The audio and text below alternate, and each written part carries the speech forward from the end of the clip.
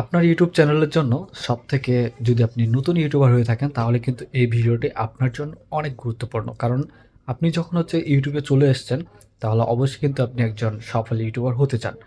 যেরকম আমি first time যখন আমি এসেছিলাম লং ভিডিও, শর্ট ভিডিও ছাড়ার পরে কিন্তু আমার সব ভিডিওতে ভিউ আসতো না।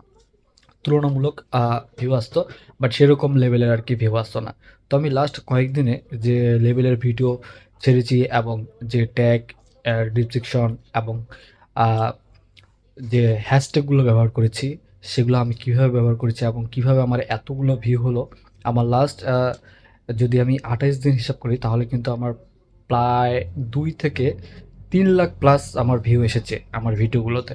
এবং কি তার মধ্যে থেকে কয়েকটা ভিডিও ভাইরাল হয়েছে।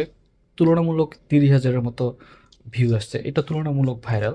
তবে আপনি আপনার ভিডিওগুলোতে যদি আপনি একটু কাজ করেন, নিয়মিত কাজ করেন তাহলে কিন্তু আপনি মিলিয়ন, মিলিয়ন ভিউ নিয়ে আসতে পারেন।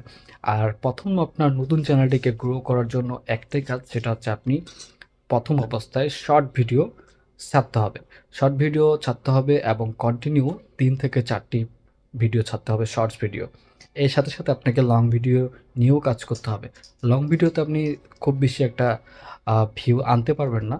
কিন্তু আপনার যখন সাবস্ক্রাইব বেড়ে যাবে তখন কিন্তু আপনি আপনার লং ভিডিওগুলোতেও ভিউ নিয়ে আসতে পারবেন।